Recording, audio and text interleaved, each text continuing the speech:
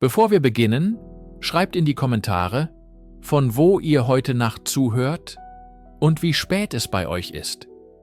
Es ist immer faszinierend zu sehen, wie Menschen aus aller Welt zur gleichen Zeit in diese antiken Mysterien eintauchen. Wenn euch diese Reisen in die Vergangenheit gefallen, abonniert den Kanal. Aber nur, wenn ihr wirklich Wert darin findet. In den schwindelerregenden Höhen der Anden, auf fast 4000 Metern, liegt ein Feld aus Stein, das die Gesetze der Logik und die Grenzen unseres Verständnisses von prähistorischer Technologie herausfordert. Es ist Puma Punku, die Pforte des Pumas. Hier liegen riesige, perfekt geschnittene Andesit-Blöcke verstreut, als hätte eine unbekannte Kraft ein gigantisches, präzises Puzzle zerschmettert. Ihre Kanten sind so scharf, ihre Oberflächen so glatt, dass sie selbst moderner Ingenieurskunst Rätsel aufgeben. Wir werden heute Nacht gemeinsam durch diese Ruinen wandeln und versuchen, die Geister der Baumeister zu verstehen, deren Werk bis heute sprachlos macht. Guten Abend. Begleiten Sie mich auf einer Reise an einen der entlegensten und zugleich faszinierendsten Orte unseres Planeten. Wir begeben uns nach Südamerika, in das Herz der Anden, auf eine Hochebene, die so gewaltig ist, dass sie die Gesetze des menschlichen Lebens neu zu definieren scheint. Dies ist der Altiplano, das Dach der Welt. Stellen Sie sich eine Landschaft vor, die sich auf einer durchschnittlichen Höhe von fast 4000 Metern über dem Meeresspiegel erstreckt. Die Luft hier ist dünn, jeder Atemzug eine bewusste Anstrengung, die Sonne brennt mit einer unerbittlichen Intensität, die durch die klare, trockene Atmosphäre kaum gemildert wird, während die Nächte eine klirrende Kälte mit sich bringen. Es ist eine Welt der Extreme, eine Ebene, die zwischen den majestätischen Gipfeln der östlichen und westlichen Andenkordilleren eingebettet ist. Der Horizont ist unendlich weit, nur unterbrochen von den scharfen Silhouetten der Berge, die wie Wächter über diese karge Weite thronen. Inmitten dieser Landschaft liegt ein Juwel von unwirklicher Schönheit, der Titicacasee. Sein tiefblaues Wasser bildet einen fast schockierenden Kontrast zur ockerfarbenen Erde der Umgebung. Er ist nicht nur der höchstgelegene schiffbare See der Welt, sondern auch eine Wiege der Zivilisation, ein heiliger Ort, aus dessen Tiefen nach dem Glauben der Andenvölker die Götter einst die Welt erschufen. In dieser Umgebung, die sowohl atemberaubend schön als auch lebensfeindlich ist, erhebt sich die Frage, wer würde hier, an diesem unwirtlichen Ort, eine Zivilisation errichten? Wer würde nicht nur überleben, sondern monumentale Strukturen schaffen, die die Zeit überdauern? Die Antwort liegt in den Ruinen, die still in der dünnen Luft liegen, gezeichnet von Jahrhunderten der Witterung und des Vergessens. Bevor wir die Steine selbst betrachten, müssen wir die Bühne verstehen, auf der ihr Drama spielt. Der Altiplano ist kein passiver Hintergrund. Er ist ein aktiver Teilnehmer an der Geschichte. Er formte die Menschen, die hier lebten, ihre Glaubensvorstellungen, ihre Fähigkeiten und ihre Grenzen. Und er birgt das erste und vielleicht größte Geheimnis von allen. Wie konnte in einer solch herausfordernden Umgebung eine Kultur entstehen, deren architektonische Meisterschaft uns heute noch vor ein unlösbares Rätsel stellt? Unsere Reise beginnt hier, im Schweigen der Hochebene. Bevor wir uns dem spezifischen Rätsel von Puma Punku zuwenden, müssen wir einen Schritt zurücktreten und seinen größeren Kontext verstehen. Puma Punku ist kein isoliertes Wunder, sondern der vielleicht erstaunlichste Teil eines größeren Ganzen, der Tiwanaku-Kultur. Etwa 70 Kilometer südlich des Titicacasees liegen die Überreste der einst prächtigen Hauptstadt dieses Reiches. Tiwanaku war über Jahrhunderte hinweg das politische, religiöse und kulturelle Zentrum einer Zivilisation, die lange vor den Inka ihre Blütezeit erlebte. Auf dem Höhepunkt seiner Macht, etwa zwischen 500 und 1000 nach Christus, erstreckte sich sein Einfluss über weite Teile der südlichen Andenregion. Dies war keine kleine Ansammlung von Dörfern, sondern eine kosmopolitische Metropole auf dem Dach der Welt. Archäologen schätzen, dass Zehntausende von Menschen in der Stadt und ihrem Umland lebten. Sie waren Meister der Landwirtschaft und entwickelten ausgeklügelte Techniken, wie die Sukakollus, erhöhte Felder, die das raue Klima milderten und reiche Ernten ermöglichten. Dies schuf den Überschuss, der für den Bau monumentaler Architektur notwendig war. Der zeremonielle Kern von Tiwanaku ist ein Ort von beeindruckender Größe und Symbolik. Hier finden wir die Akapana-Pyramide, einen terrassierten Hügel, der einen heiligen Berg darstellt. Wir sehen den halbunterirdischen Tempel, dessen Wände mit Hunderten von steinernen Köpfen verziert sind, die vielleicht die verschiedenen Völker des Reiches repräsentieren. Und wir stehen vor dem Kalasasaya, einer riesigen, rechteckigen Plattform, in deren Mitte sich das berühmte Sonnentor befindet. Dieses Tor, aus einem einzigen Block Andesit gehauen und mit komplexen Gravuren des sogenannten Stabgottes verziert, ist ein ikonisches Symbol der Anden-Kosmologie. Tiwanaku war also eine etablierte, hochorganisierte und technologisch fortschrittliche Gesellschaft. Sie besaßen das Wissen, große Menschenmengen zu organisieren, komplexe Kalender zu führen und eine tiefgreifende religiöse Ikonographie zu entwickeln. Doch selbst vor diesem Hintergrund hebt sich der nahegelegene Komplex von Pumapunku ab. Er scheint eine andere, fast fremdartige Qualität zu besitzen. Während der Rest von Tiwanaku beeindruckend ist Pumapunku geradezu verblüffend. Es ist, als hätten dieselben Baumeister hier beschlossen, die Grenzen des Möglichen zu überschreiten und ein Werk zu schaffen, das selbst ihre eigenen, bereits meisterhaften Standards in den Schatten stellt. Unsere Kenntnisse über die ferne Vergangenheit stützen sich oft auf die frühesten schriftlichen Berichte. Im Falle von Tiwanaku und Pumapunku stammen diese von den spanischen Konquistadoren des 16. Jahrhunderts. Als diese Männer, getrieben von Goldgier und religiösem Eifer, in die Anden vordrangen, trafen sie auf das mächtige Reich der Inka. Doch selbst die Inka, die Meister der Steinbearbeitung, blickten mit Ehrfurcht auf die Ruinen am Titicacasee. Für sie waren diese Bauten bereits unvorstellbar alt, ein Relikt aus einer mythischen Vorzeit. Der Chronist Pedro Chiesa de León, einer der aufmerksamsten Beobachter unter den Eroberern, besuchte die Stätte um 1549. Seine Schilderungen sind von ungläubigem Staunen geprägt. Er beschreibt gewaltige, meisterhaft gearbeitete Tore, riesige Steinstatuen und Fundamente von einer Größe, die er sich nicht erklären konnte. Er fragte die Einheimischen, die Inka, wer diese Wunderwerke erbaut habe. Die Antwort, die er erhielt, war keine historische Auskunft, sondern ein Mythos. Man erzählte ihm, die Gebäude seien über Nacht von den Göttern errichtet worden oder das Werk von Riesen aus einer längst vergangenen Epoche. Diese Antwort ist von entscheidender Bedeutung. Sie verrät uns, dass das wahre Wissen über die Erbauer von Tiwanaku und Pumapunku bereits verloren war, als die Spanier eintrafen.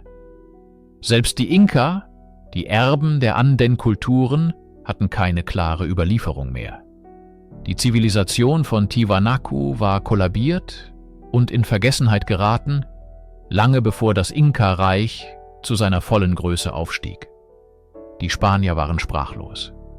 Sie konnten nicht fassen, wie Menschen ohne das Rad, ohne Zugtiere wie Ochsen und ohne Eisenwerkzeuge solch monumentale und präzise Strukturen schaffen konnten. Cieza de León schrieb, es sei unverständlich, wie die gewaltigen Steine bewegt und mit solcher Perfektion bearbeitet werden konnten. Er bemerkte die seltsamen Metallklammern, die die Blöcke einst zusammenhielten. Eine Technik, die er nie zuvor gesehen hatte. Die Berichte der Chronisten sind ein Fenster in einen Moment des totalen kulturellen Unverständnisses. Sie sahen etwas, das nicht in ihr Weltbild passte.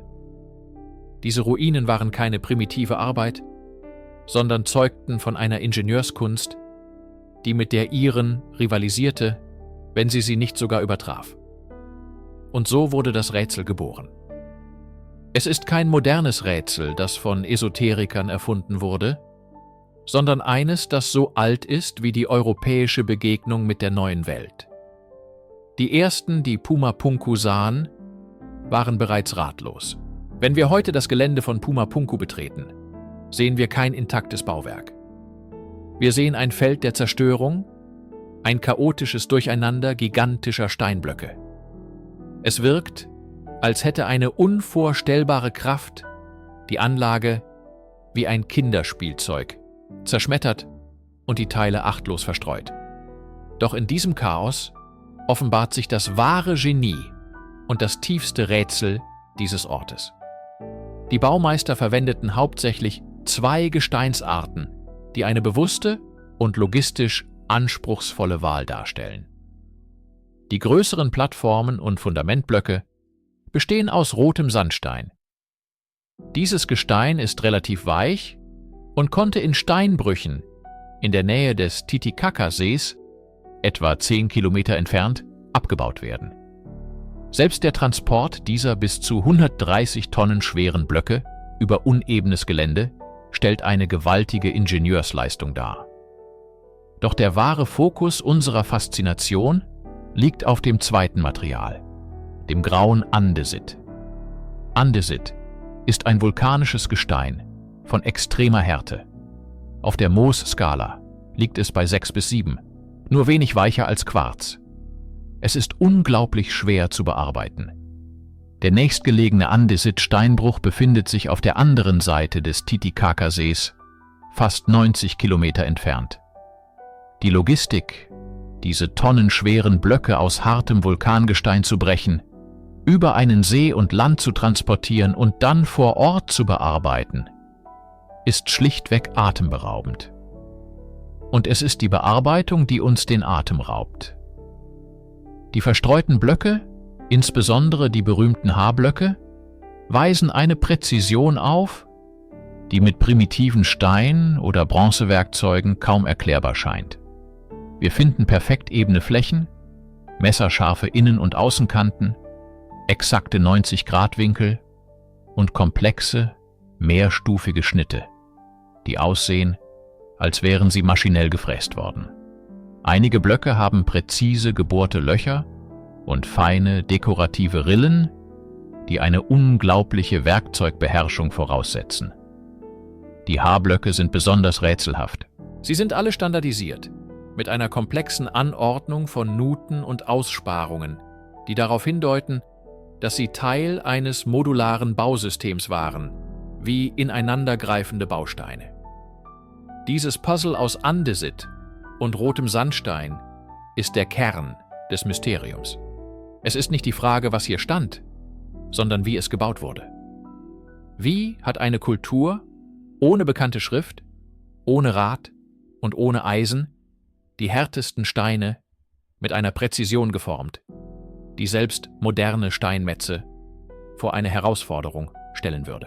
Lassen Sie uns nun unseren Blick auf die wohl ikonischsten und zugleich rätselhaftesten Artefakte von Pumapunku richten, die sogenannten Haarblöcke. Wenn man vor diesen monolithischen Skulpturen steht, fühlt man eine fast ehrfürchtige Stille. Sie liegen verstreut auf dem Altiplano, Zeugen einer untergegangenen Welt, deren geometrisches Verständnis uns in Erstaunen versetzt. Der Name H-Block ist eine moderne, deskriptive Bezeichnung, die ihrer Komplexität kaum gerecht wird.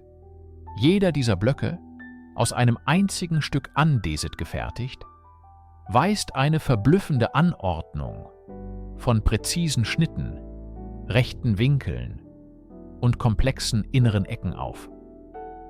Das Besondere ist nicht nur die Form an sich, sondern ihre schier unglaubliche Standardisierung. Messungen haben ergeben, dass die Blöcke untereinander nahezu identisch sind, mit Abweichungen, die oft weniger als 1 Millimeter betragen. Dies deutet auf eine Form der Vorlagenfertigung oder sogar Massenproduktion hin. Ein Konzept, das wir nur schwer mit den uns bekannten Technologien der Prä-Inka-Zeit in Einklang bringen können. Stellen Sie sich einen Handwerker vor, der mit primitiven Werkzeugen versucht, einen solchen Block aus hartem Vulkangestein zu meißeln. Die äußeren Winkel sind perfekte 90 Grad, aber die wahre Herausforderung liegt im Inneren. Die Blöcke weisen komplexe, mehrstufige Einbuchtungen und Nuten auf, die so präzise sind, dass sie wie maschinell gefräst wirken. Einige dieser inneren Ecken sind so scharf und perfekt ausgeführt, dass man sich fragt, wie ein Werkzeug dort überhaupt hätte angesetzt werden können, ohne das umliegende Material zu beschädigen. Diese Blöcke waren keine reinen Dekorationselemente. Ihre Form legt eine funktionale Bestimmung nahe.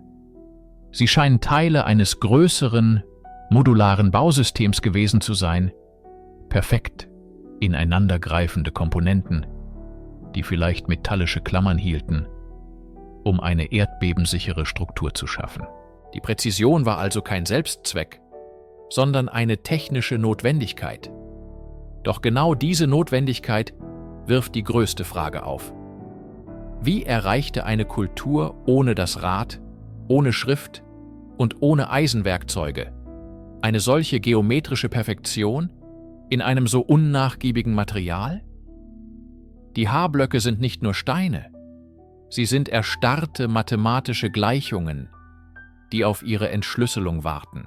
Um die Leistung der Erbauer von Puma-Punku wirklich zu begreifen, müssen wir über die Form hinaus auf das Material selbst blicken. Die meisten der präzise bearbeiteten Steine, einschließlich der H-Blöcke und der monumentalen Torstrukturen, bestehen aus Andesit. Dies ist kein gewöhnlicher Stein. Andesit ist ein vulkanisches Gestein, das in seiner Härte nur von wenigen Materialien übertroffen wird. Auf der Mohs-Skala, die die Ritzhärte von Mineralien misst, erreicht Andesit einen Wert zwischen 6 und 7. Zum Vergleich: Der Stahl einer Feile liegt bei etwa 6,5.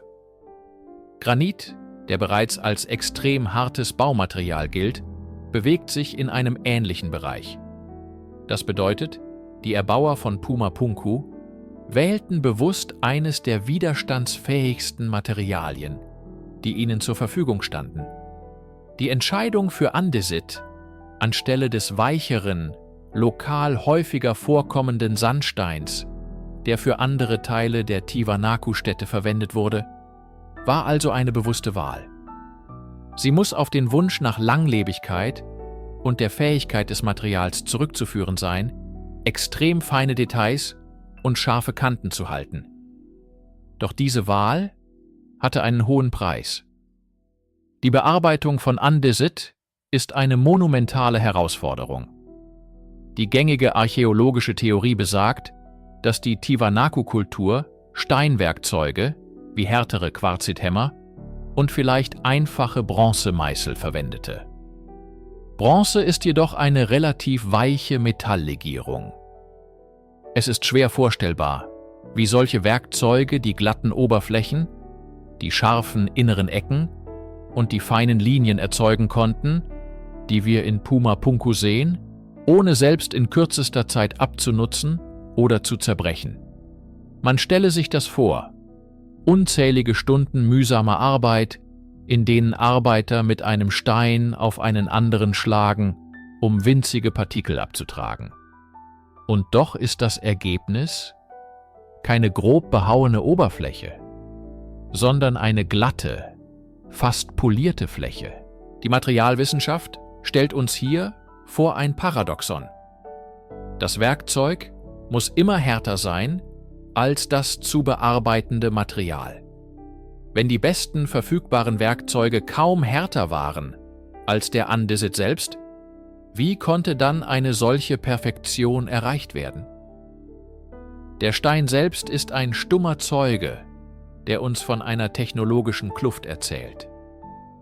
Der Kluft zwischen dem, was wir für möglich halten, und dem, was vor uns liegt. Angesichts der Härte des Andesits und der unbegreiflichen Präzision der Bearbeitung stellt sich unweigerlich die Frage nach den Werkzeugen. Was lag in den Händen der Meister von Pumapunku? Die archäologische Forschung hat uns ein Standardmodell an die Hand gegeben, das auf den Funden in der Region und dem Vergleich mit anderen antiken Kulturen basiert. Dieses Modell geht von einer Kombination aus Techniken aus. Zunächst das grobe Behauen mit Steinhämmern aus noch härterem Gestein wie Quarzit. Man stelle sich das rhythmische, ohrenbetäubende Schlagen vor, das über Monate und Jahre hinweg die Grundform aus dem Monolithen herausarbeitet. Für feinere Arbeiten, so die Theorie, könnten Meißel aus einer Kupfer-Arsen-Bronze-Legierung zum Einsatz gekommen sein. Diese waren zwar nicht hart genug, um den Stein direkt zu schneiden, aber sie konnten vielleicht dazu dienen, ein Abrasivmittel wie Sand in eine Rille zu treiben und durch wiederholtes Reiben den Stein langsam abzutragen. Wasser hätte dabei als Kühl- und Schmiermittel gedient und den feinen Steinstaub weggespült. Diese Methode des Schleifens und Polierens ist plausibel und erklärt sicherlich die glatten Oberflächen vieler Blöcke. Doch sie stößt an ihre Grenzen, wenn wir die schärfsten und komplexesten Details betrachten. Wie konnte man mit einem weichen Meißel und losem Sand eine perfekt gerade, millimeterdünne Nut mit scharfen, rechtwinkligen Innenecken erzeugen? Jeder Versuch, dies experimentell zu replizieren, scheitert an der Aufrechterhaltung der Präzision über die gesamte Länge des Schnitts. Die Werkzeuge würden sich abnutzen, die Linien würden unweigerlich ausfransen. Das vielleicht größte Rätsel ist jedoch das Fehlen von eindeutigen Werkzeugspuren. Wenn man Stein mit Stein behaut, hinterlässt dies charakteristische, konkave Schlagspuren. Wenn man mit einem Meißel arbeitet, bleiben kleine Riefen und Kratzer zurück. In Pumapunku sind viele Oberflächen jedoch so makellos, als wären sie von einer Maschine bearbeitet worden, die keine verräterischen Spuren hinterlässt. Die Werkzeuge, die diese Perfektion ermöglichten, wurden nie gefunden. Es gibt keine versteinerten Sägen, keine fortschrittlichen Bohrer, keine geheimnisvollen Formwerkzeuge. Wir haben nur das Ergebnis ihrer Anwendung. Es ist, als ob uns ein Meisterkoch ein exquisites Mahl serviert, aber die Küche und alle seine Instrumente spurlos verschwunden sind. Wir können das Gericht analysieren, aber das Rezept und die Technik bleiben ein tiefes, ungelöstes Geheimnis. Lassen Sie uns nun noch tiefer in die Materie eintauchen und unseren Fokus auf die mikroskopische Ebene der Bearbeitung lenken. Hier, in den kleinsten Details, manifestiert sich das Rätsel von Pumapunku auf die vielleicht eindrücklichste Weise. An einigen der Andesit- und Dioritblöcke finden sich Schnitte und Bohrlöcher von einer Präzision, die selbst mit moderner Technologie nur schwer zu erreichen wäre. Wir sprechen hier von perfekt geraden Nuten, die sich über mehrere Zentimeter erstrecken, dabei aber kaum einen Millimeter breit sind. Einige dieser Einschnitte sind so fein, dass man kaum eine Rasierklinge hineinstecken kann. Sie sind nicht nur dünn, sondern auch von gleichbleibender Tiefe und Breite, was auf eine unglaublich stabile Führung des Werkzeugs schließen lässt. Wie kann eine Hand, die einen Steinmeißel oder ein Schleifwerkzeug führt, eine solche unfehlbare Geradlinigkeit und Konstanz erreichen? Noch erstaunlicher sind die Bohrlöcher. Man findet Reihen von kleinen, perfekt zylindrischen Löchern, die in den harten Stein getrieben wurden. Einige dieser Löcher sind so angeordnet, dass sie offenbar dazu dienten, einen inneren Teil des Steins zu entfernen, ähnlich wie man es heute mit Kernbohrungen macht. Die Wände dieser Bohrlöcher sind oft glatt und weisen keine der unregelmäßigen Riefen auf, die man von einem einfachen, handgedrehten Bohrer erwarten würde. Stattdessen deuten einige Spuren auf eine hohe Rotationsgeschwindigkeit hin, die Hitze erzeugt und das Gestein eher schmilzt als zerspannt. Die Kanten dieser Schnitte und Löcher sind nicht ausgefranst oder abgesplittert, wie es bei der Bearbeitung von sprödem Gestein unweigerlich passieren sollte. Sie sind scharf und sauber, als wären sie mit einem Laser oder einem Wasserstrahl geschnitten worden. Natürlich behauptet kein seriöser Archäologe, dass hier fortschrittliche Energiewerkzeuge im Spiel waren. Doch die Beobachtung bleibt bestehen. Die Qualität dieser Bearbeitungsspuren passt nicht zu den Werkzeugen, die wir dieser Kultur zuschreiben. Es ist diese Diskrepanz, die uns zum Nachdenken zwingt. Die Erbauer von Pumapunku beherrschten eine Technik, die es ihnen erlaubte, das härteste Gestein mit der Präzision eines Uhrmachers zu formen.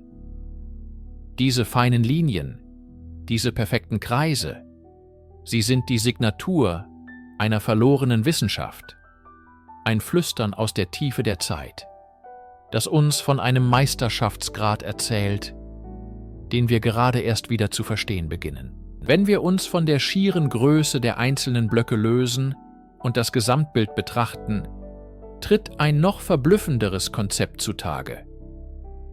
Pumapunku scheint nach den Prinzipien eines modularen Baukastensystems entworfen worden zu sein. Es ist eine Idee, die so modern anmutet, dass sie im Kontext einer prähistorischen Stätte fast schon anachronistisch wirkt. Doch die Beweise liegen offen da, in Stein gemeißelt. Die berühmten Haarblöcke sind das Paradebeispiel. Sie sind nicht einzigartig in ihrer Form, sondern wurden in Serie mit bemerkenswert geringen Toleranzen gefertigt. Stellt man sich vor, man würde mehrere dieser Blöcke nebeneinander legen, so passen sie mit einer Präzision zusammen, die an maschinell gefertigte Bauteile erinnert. Doch es geht weit über die Haarblöcke hinaus. Viele der Steinplatten weisen komplexe, ineinandergreifende geometrische Formen auf. Nuten, Zapfen, T-förmige Schlitze und präzise eingelassene Vertiefungen. Diese Elemente dienten offensichtlich dazu, die Blöcke ohne Mörtel miteinander zu verbinden, sie zu verriegeln und zu einem stabilen, erdbebensicheren Ganzen zu fügen. Man findet identische Schnittmuster an unterschiedlichen Blöcken, was auf eine Art standardisierte Vorlage oder ein unglaublich ausgeklügeltes Planungssystem hindeutet. Es ist, als hätten die Erbauer einen Katalog von Bauteilen gehabt, die sie nach Bedarf zusammensetzen konnten, um komplexe Strukturen zu errichten. Diese Standardisierung impliziert ein Maß an Abstraktion und vorausschauender Planung, das wir gemeinhin erst mit der industriellen Revolution in Verbindung bringen.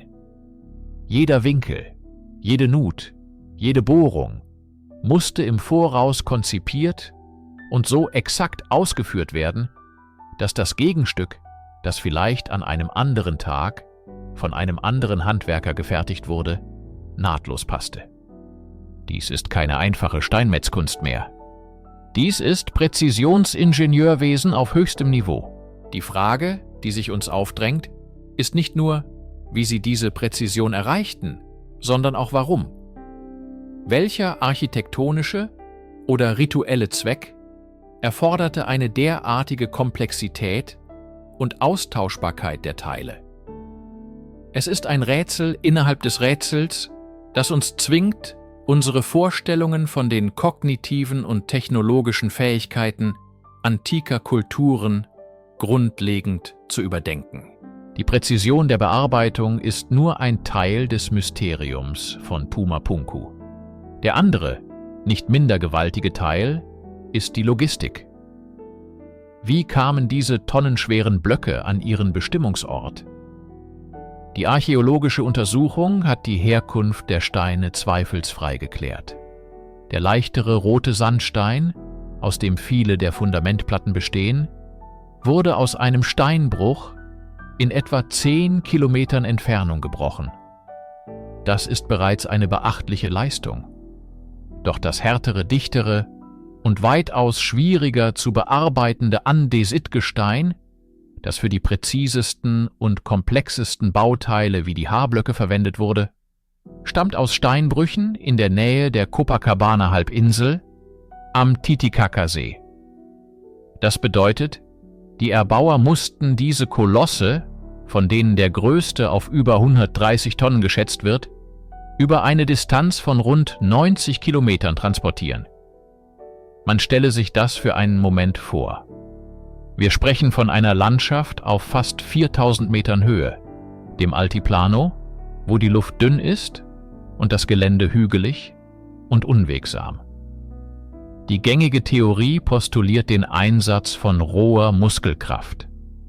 Tausende von Arbeitern, so die Annahme, zogen die Blöcke auf Holzrollen oder Schlitten über Rampen aus Lehm und Stein. Doch diese Erklärung wirft sofort Fragen auf. In dieser Höhe wachsen kaum Bäume, die groß und stabil genug wären, um als Rollen für 100-Tonnen-Blöcke zu dienen. Jeder, der schon einmal versucht hat, ein schweres Möbelstück zu bewegen, weiß, wie leicht Rollen im weichen Untergrund stecken bleiben. Die benötigte Anzahl an Menschen, um solche Gewichte zu bewegen, wäre enorm und ihre Koordination eine logistische Meisterleistung für sich. Sie mussten nicht nur ziehen, sondern auch ernährt, untergebracht und organisiert werden. Einige Forscher spekulieren, dass der nahegelegene Titicacasee genutzt wurde und die Blöcke auf riesigen Schilfbooten transportiert wurden. Doch auch hier stößt man an die Grenzen des Vorstellbaren. Können Boote aus Schilfrohr, so robust sie auch sein mögen, eine solche konzentrierte Last tragen, ohne zu brechen oder zu kentern? Die schiere physikalische Herausforderung des Transports dieser Megalithen bleibt eines der größten ungelösten Probleme von Puma Punku. Es fordert unsere Vorstellungskraft heraus und lässt uns staunend vor der Entschlossenheit und dem Einfallsreichtum dieser alten Kultur stehen. Angesichts der schier unglaublichen Präzision der Steinarbeiten ist es nur natürlich, nach einer Erklärung zu suchen. Die etablierte Archäologie bietet ein Modell an, das auf den Werkzeugen und Techniken basiert, die für die damalige Zeit und Region als verfügbar gelten. Dieses Modell ist nicht spekulativ, sondern beruht auf archäologischen Funden und experimenteller Archäologie. Lassen Sie uns diesen Prozess in Ruhe und mit dem gebotenen Respekt für die wissenschaftliche Arbeit nachvollziehen. Der erste Schritt, so die Theorie, war die grobe Formgebung. Dies geschah mit einfachen, aber effektiven Werkzeugen: Steinhämmern. Die Arbeiter benutzten schwere, harte Hämmer aus Materialien wie Hämatit, um die großen Andesit- und Sandsteinblöcke direkt im Steinbruch aus dem Fels zu schlagen und ihnen eine grobe Grundform zu geben. Dieser Prozess, das Pochen und Hämmern, muss ohrenbetäubend und unglaublich mühsam gewesen sein, eine Arbeit von Generationen. Für die feinere Bearbeitung, für die Kanten und Oberflächen kamen dann die fortschrittlichsten Werkzeuge der damaligen Zeit zum Einsatz. Meißel aus einer Kupfer-Arsen-Bronze. Diese Legierung ist zwar härter als reines Kupfer, aber immer noch deutlich weicher als das Andesitgestein. Hier kommt der entscheidende dritte Faktor ins Spiel: Abrasiva, also Schleifmittel. Die Theorie besagt, dass die Handwerker feuchten Sand oder Quarzstaub auf die Oberfläche des Steins auftrugen und diesen dann mit den Bronzewerkzeugen oder flachen Steinen rieben. Der Sand, nicht das weiche Metall, leistete die eigentliche Schleifarbeit. Durch endloses, geduldiges Reiben und Polieren konnten so die erstaunlich glatten Oberflächen erzielt werden. Feine Linien und Nuten wären demnach durch das wiederholte Ziehen einer Schnur, die mit Schleifmittel getränkt war, oder durch das vorsichtige Ritzen mit scharfen Steinsplittern entstanden. Diese Erklärung zeichnet das Bild einer Kultur, deren größte Ressource die Zeit und die menschliche Geduld war. Sie erfordert keine verlorene Hochtechnologie, sondern eine fast unvorstellbare Hingabe und handwerkliches Geschick, das über viele Jahre von Meister zu Lehrling weitergegeben wurde. Es ist eine plausible und in sich schlüssige Erklärung, die auf den uns bekannten archäologischen Gegebenheiten der Andenregion fußt. Die offizielle Erklärung, so elegant und rational sie auch klingen mag, beginnt zu wanken, wenn man sie direkt mit der steinernen Realität von Pumapunku konfrontiert. Es sind nicht die großen, glatten Flächen, die die größten Zweifel wecken, sondern die kleinen, unscheinbaren Details, in denen sich eine scheinbar unmögliche Präzision verbirgt. Betrachten wir zum Beispiel die Härte des Materials. Andesit hat auf der Mohs-Härteskala einen Wert von etwa 7. Die damalige Bronze erreichte kaum einen Wert von 4. Die Vorstellung, mit einem weicheren Material ein härteres zu schneiden, ist physikalisch problematisch.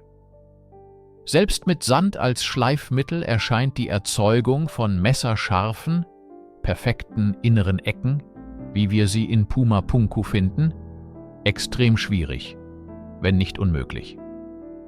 Reibende und schleifende Bewegungen erzeugen naturgemäß abgerundete Kanten. Doch hier sehen wir Ecken, die aussehen, als wären sie mit einem modernen Fräskopf gefertigt worden. Noch rätselhafter sind die feinen, nur wenige Millimeter breiten Nuten, die mit konstanter Tiefe und Breite über die Steinoberflächen verlaufen. Wie konnte man mit einem primitiven Werkzeug eine solche Gleichmäßigkeit über eine lange Distanz auf einem der härtesten Gesteine der Welt beibehalten? Ein Verrutschen, ein kleiner Fehler und das Muster wäre ruiniert? Doch die Linien sind perfekt. Das vielleicht größte Rätsel sind die Bohrlöcher. Man findet in einigen Blöcken Reihen von kleinen, perfekt runden Löchern, die so aussehen, als wären sie in Serie gebohrt worden. Experimentelle Archäologen haben versucht, dies mit Röhren aus Bambus oder Kupfer und Schleifmittel nachzustellen. Der Prozess ist quälend langsam und das Ergebnis oft ungleichmäßig. Die Löcher in Pumapunku hingegen sind oft perfekt zylindrisch und weisen eine glatte Innenfläche auf. Die Theorie der einfachen Werkzeuge und der unendlichen Geduld erklärt zwar, dass etwas geschaffen wurde, aber sie scheint nicht vollständig zu erklären, wie diese spezifische, makellose Qualität erreicht wurde. Es ist diese Diskrepanz zwischen der vorgeschlagenen Methode und dem greifbaren Ergebnis, die den Raum für Fragen öffnet.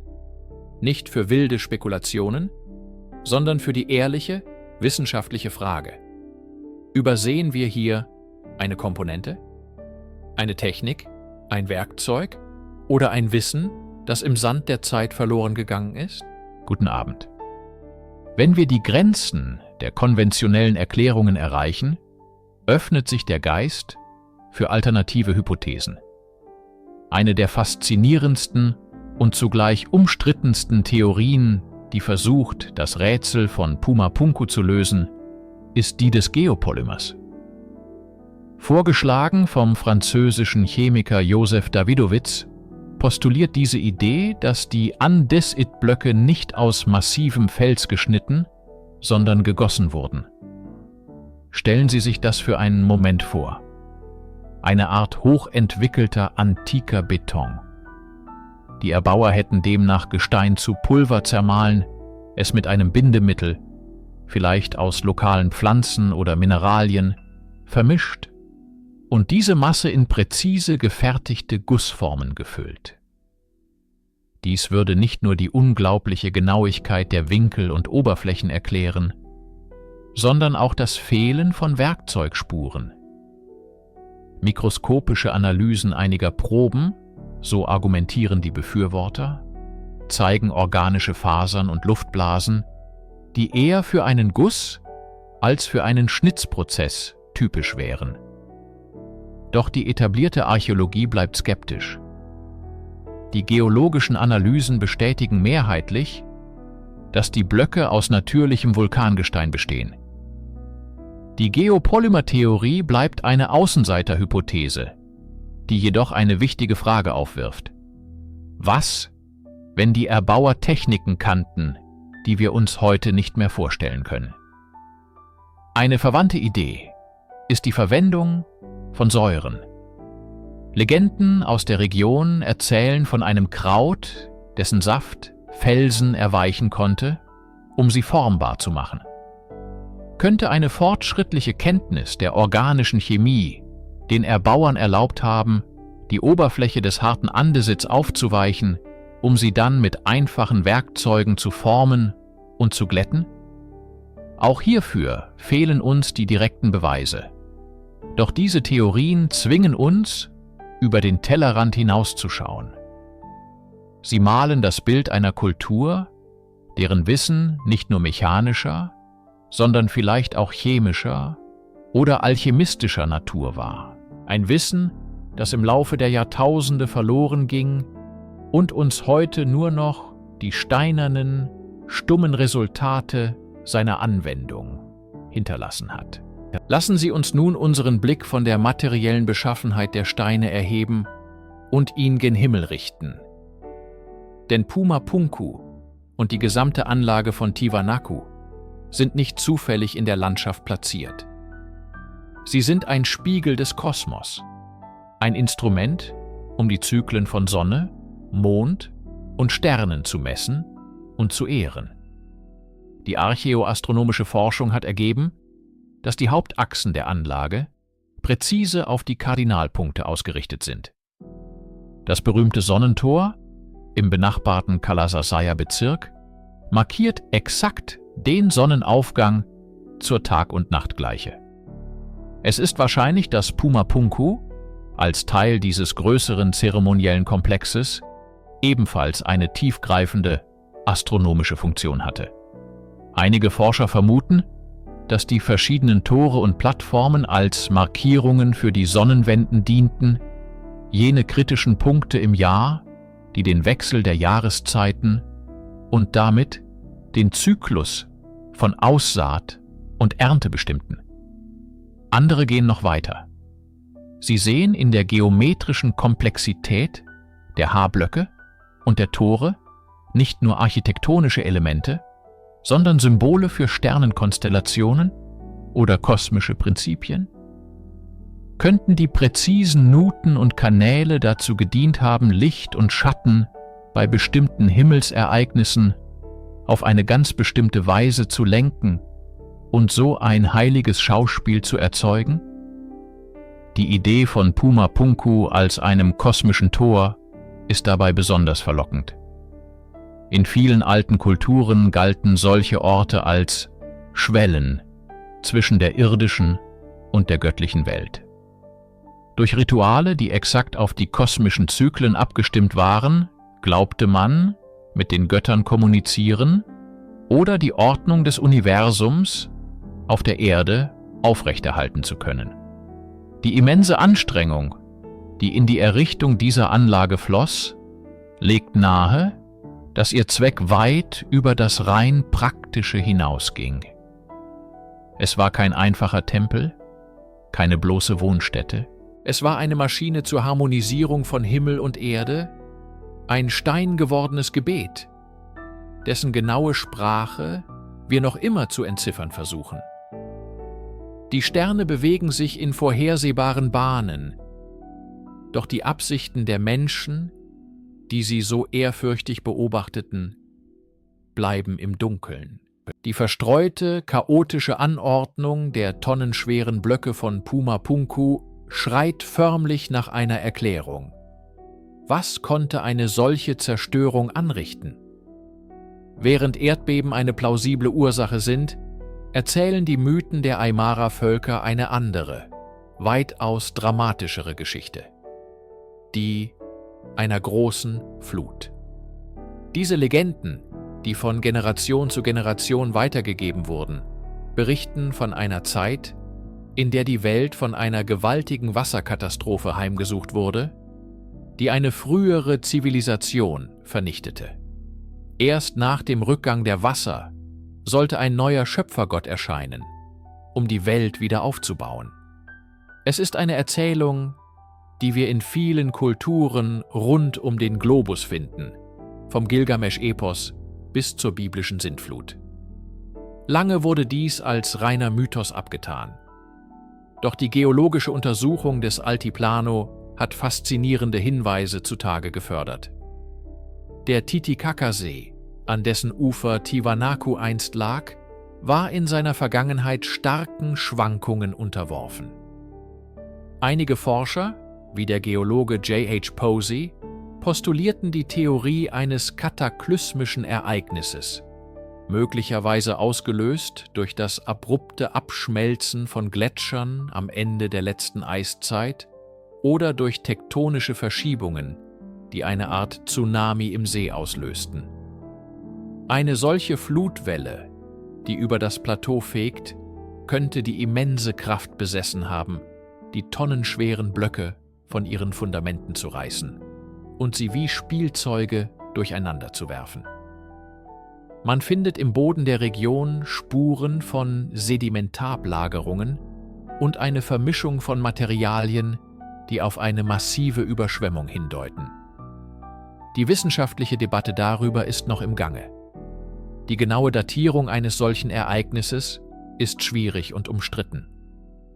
Doch die Möglichkeit, dass ein realer, katastrophaler Tsunami die Grundlage für den Flutmythos der Aymara bildete und gleichzeitig die Zerstörung von Puma Punku verursachte, ist eine bestechende Vorstellung. Sie verbindet die mündliche Überlieferung mit der physischen Evidenz am Boden und malt ein Bild von einer Zivilisation, die nicht durch langsame Dekadenz, sondern durch einen plötzlichen, unvorstellbar gewaltigen Akt der Natur ausgelöscht wurde. Wer also waren diese meisterhaften Architekten, deren Werk uns heute so tief beeindruckt und zugleich so ratlos macht? Die Legenden der Andenvölker geben uns einen Namen, eine Gestalt, die aus den Nebeln der Vorzeit tritt: Viracocha. In der Mythologie der Inka und ihrer Vorgängerkulturen ist Viracocha der große Schöpfergott. Die Erzählungen beschreiben ihn als eine weise, bärtige Gestalt, die nach der großen Flut aus den Tiefen des Titicacasees emporstieg. Er war es, der die Sonne, den Mond und die Sterne erschuf und anschließend die Menschheit aus Stein formte. Tiwanaku, so heißt es, war einer der ersten Orte, die er nach der Flut gründete. Er war der große Lehrer, der den Menschen die Grundlagen der Zivilisation brachte: Landwirtschaft, Schrift und eben auch die Kunst der Steinbearbeitung. Die Mythen beschreiben, wie Viracocha und seine Begleiter, die glänzenden oder weisen Männer, die Steine mit Leichtigkeit bewegten, als wären sie aus Kork. Sie verfügten über ein Wissen und eine Macht, die für die späteren Völker göttlich erschienen. Natürlich neigt die moderne Geschichtsschreibung dazu, solche Figuren als rein mythologisch zu betrachten, als Personifikationen von Naturkräften oder als kulturelle Heldengestalten. Doch was, wenn in diesem Mythos ein Körnchen historischer Wahrheit steckt? Könnte Viracocha die Erinnerung an einen realen Anführer oder eine Gruppe von Priesteringenieuren sein, die das Wissen einer früheren, untergegangenen Kultur bewahrt hatten? Die Beschreibung als bärtige Gestalt, untypisch für die indigenen Völker der Anden, hat zu unzähligen Spekulationen über Kontakte mit anderen Kulturen geführt, die jedoch archäologisch nicht belegt sind. Wahrscheinlicher ist, dass Viracocha das kollektive Gedächtnis an die Gründerzivilisation selbst darstellt. Eine Kultur, deren technische Fähigkeiten so weit über denen ihrer Nachfolger lagen, dass ihre Werke nur als das Schaffen eines Gottes erklärt werden konnten. Pumapunku wäre demnach nicht nur ein Tempel, sondern ein Denkmal für diese Baumeister aus der Vorzeit. Ein stummes Zeugnis für Viracochas Wirken auf Erden. Wenn wir vor den makellosen Steinen von Pumapunku stehen, konfrontiert mit einer Präzision, die unsere modernen Vorstellungen von antiker Technologie herausfordert, ist es verständlich, dass unser Geist nach außergewöhnlichen Erklärungen sucht. In diesem Vakuum des Verständnisses gedeihen Theorien, die ebenso faszinierend wie unbegründet sind. Die prominenteste unter ihnen ist zweifellos die Idee der Paläoastronautik, populär gemacht durch Autoren wie Erich von Däniken. Die zentrale These ist einfach und verlockend. Die Menschen der damaligen Zeit konnten dies nicht allein schaffen. Die Haarblöcke, die perfekten Winkel, die glatten Oberflächen, all das müssen die Werke von außerirdischen Besuchern sein, die ihr Wissen und ihre Werkzeuge mit einer primitiven Kultur teilten. Diese Erzählung verwandelt Pumapunku von einem archäologischen Rätsel in ein kosmisches Drama. Doch als Historiker ist es unsere Pflicht, die Verlockung der Fabel von der Substanz der Fakten zu trennen. Die Götter-Astronauten-Theorie krankt an einem fundamentalen logischen Fehler, dem Argument aus der Unwissenheit. Die Aussage, wir wissen nicht, wie sie es getan haben, wird unzulässig umgewandelt in deshalb müssen es Außerirdische gewesen sein. Es gibt keinerlei physische Beweise, die diese Hypothese stützen. Keine exotischen Metalllegierungen, keine Spuren unbekannter Energiequellen, keine Artefakte, die nicht eindeutig irdischen Ursprungs sind. Was wir finden, sind Steinwerkzeuge, Sand und die Überreste einer hochorganisierten menschlichen Gesellschaft. Die Annahme, dass eine prä-inkaische Kultur nicht in der Lage war, solche Meisterwerke zu schaffen, ist im Kern eine Form von chronologischem Snobismus. Sie unterschätzt die menschliche Genialität, die Geduld und das über Generationen angesammelte Wissen, das in diesen Steinen manifestiert ist. Die wahre Magie von Pumapunku liegt nicht in fernen Galaxien, sondern im unermüdlichen Potenzial des menschlichen Geistes. Die Archäologie bietet langsamere und komplexere Antworten, aber sie respektiert die Erbauer von Tiwanaku als das, was sie waren. Menschen von außergewöhnlicher Fähigkeit und Vision, nicht die Schüler außerirdischer Lehrmeister. Nachdem der Glanz von Tiwanaku um das Jahr 3000 nach Christus verblasste, trat eine Stille über das Altiplano ein. Doch die Steine von Pumapunku schwiegen nicht für immer. Ihr Echo hallte durch die Jahrhunderte und fand Resonanz in dem mächtigsten Reich, das Südamerika je sehen sollte, dem Reich der Inka. Für die Inka, die ihre Herrschaft erst Hunderte von Jahren später festigten, war Tiwanaku kein vergessener Ort. Im Gegenteil, es war ein Ort von immenser mythischer und spiritueller Bedeutung. In ihrer Schöpfungsgeschichte war es am Titicacasee, im Herzen des alten Tiwanaku-Reiches, wo der Schöpfergott Viracocha die Sonne, den Mond und die Vorfahren der Inka erschuf. Tiwanaku war für sie der Ursprungsort, die Pacarina, aus der die Zivilisation selbst entsprungen war. Diese tiefe Ehrfurcht war nicht nur spiritueller Natur. Sie manifestierte sich auch ganz handfest in Stein. Wenn wir die Architektur der Inka in ihrer Hauptstadt Cusco oder in Festungen wie Sacsayhuaman und Ollantaytambo betrachten, erkennen wir unverkennbare technische und ästhetische Parallelen zu Tiwanaku.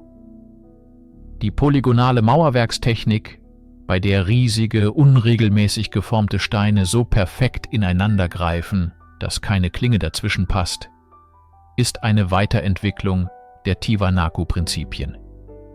Die präzisen Fugen, die glatten Oberflächen und die monumentale Skalierung, all das sind Kennzeichen, die die Inka-Baumeister von ihren Vorgängern am Titicaca-See übernommen und adaptiert haben.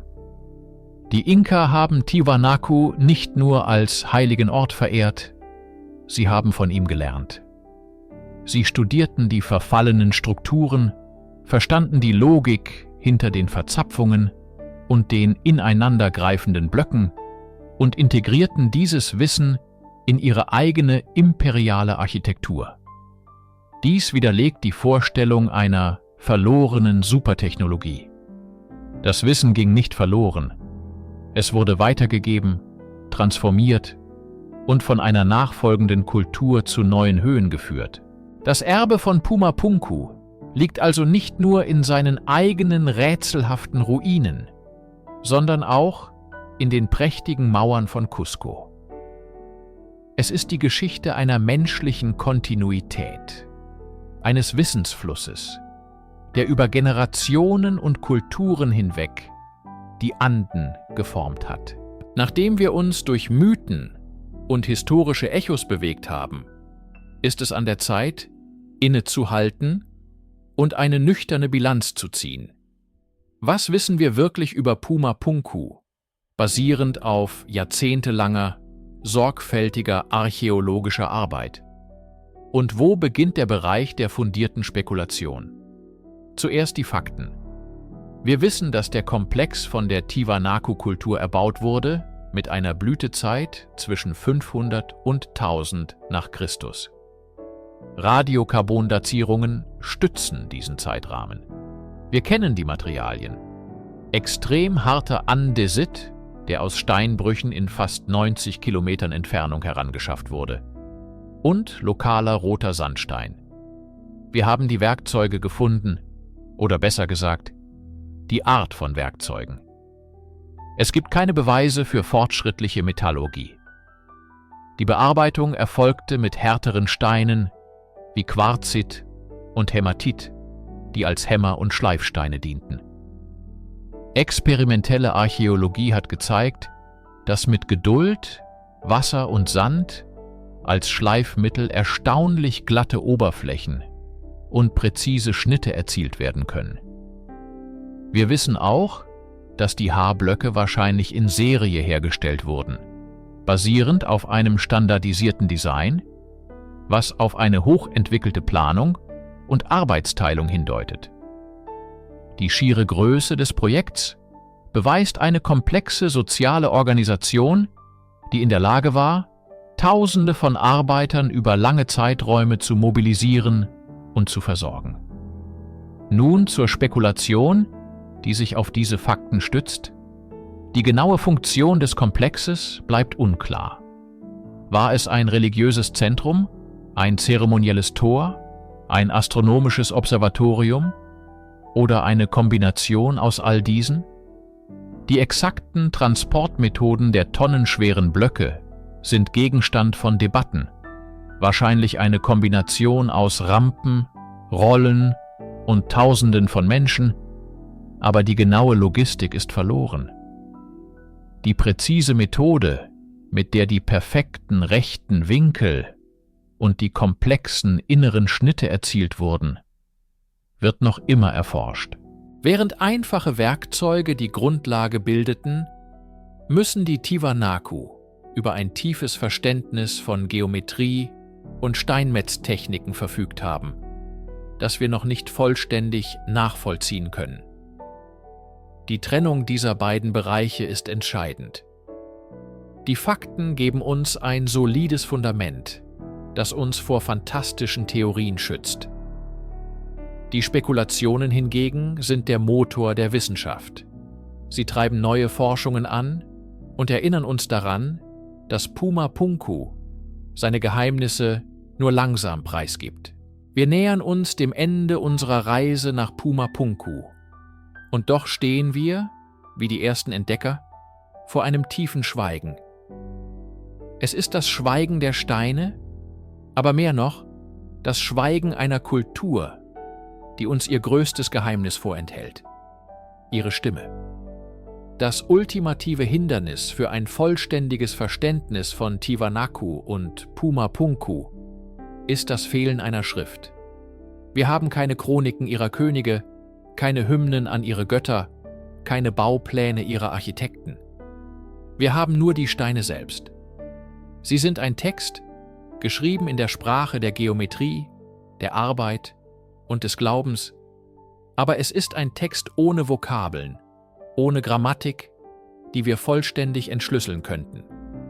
Wir können die Wie-Fragen mit immer größerer Sicherheit beantworten, wie die Steine gebrochen, transportiert und geformt wurden. Aber die Warum-Fragen bleiben im Nebel der Zeit verborgen. Warum diese spezifische Form der Haarblöcke? Welche Mythen wurden in den Toren und auf den Plattformen inszeniert? Welchen kosmischen Plan spiegelte die Anlage wider? Dieses Schweigen ist keine Niederlage für die Archäologie. Es ist vielmehr eine Lektion in historischer Demut.